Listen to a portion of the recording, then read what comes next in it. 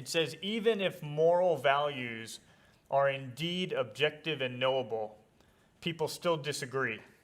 How do we know which values should apply to everyone and be enforced by law? Is it just don't hurt anyone else? The last part is impossible. It's impossible to have a moral framework and not offend somebody. But that's a great question in a pluralistic society. And this is what I think, as a nation, we have to come to terms with. And that is this. What formed the roots of this nation? Okay, so let me talk proximately first, and then we can expand on that. If you look at roots, trunk, and branches, what forms the roots? What forms the trunk? What forms the branches? The roots are the source of our values, what we are anchored in. So when you go back even to the Declaration of Independence, and it talks about the truths being self-evident, that we're all created equal, endowed by our Creator with unalienable rights. Do you know no other worldview would have done that? Muslims would never have said that. Pantheists would never have said that, to pursue happiness and liberty coming from some of the other frameworks. And the idea of all created equal within the karmic system, we are not equal. We are born at different levels, at a different stratified society. But a naturalist would not have said that. A naturalist would not have said endowed by our Creator.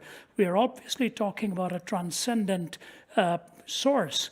In his book, Russell Kirk, The Roots of American Order, he gives 3 cities to which America is indebted: Rome, Athens, and Jerusalem. Rome gave to us our legal categories, Athens gave to us our philosophical categories, and Jerusalem gave to us our moral categories. And Russell Kirk reminds us that the legal and the philosophical will go into disarray if we lose the moral. And that's the one which we have actually forgotten what we owe as a debt to Jerusalem. So we have to start by knowing our roots have to hold. And the moment we allow pluralism, which is a legitimate pursuit in any culture, by the way. This was not my home culture. I came to this country from a completely different culture. But one of the reasons that drew me here was the roots, the value system. I wanted to take the very values that had been enshrined here. The trunk is the political process, and the branches are how it works out in culture. Why are the branches in disarray and the trunk so shattered? Because we've forgotten the roots. See, if pluralism is taken to mean relativism, then absolutes are gone, and all values are equally false or equally true. They actually have nothing to hold. It is the roots that give us that which has to be enduring. So when we talk about a sturdy, steady, growing tree as a cultural form, we have to remember what our roots are. And the roots were framed. The framing could only have been done. Now, I'm not saying this was a Christian country. That's not what I'm saying. Because people start debating that ad nauseum, and I'm not interested in that debate. What I am saying is that what I'm debating is no other worldview other than the Judeo-Christian worldview would have made a statement such as that. Check it out. It is impossible for any other worldview. Now, what is happening is we have gone away from being endowed by our Creator to debunking the Creator and mocking the Creator, and we actually think we can still give people rights. Rights are based on what is right. Rights are based on what is right. It is right to give people rights. It is right to give minority the rights they would not otherwise have. But all of these are based upon a Judeo-Christian valuation of every human being having got that, getting that possibility.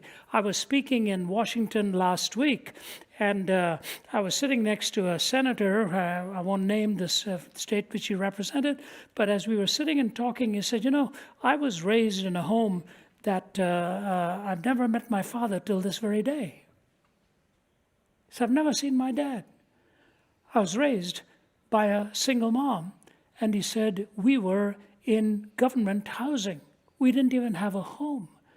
Today, this man is a senator. in the United States.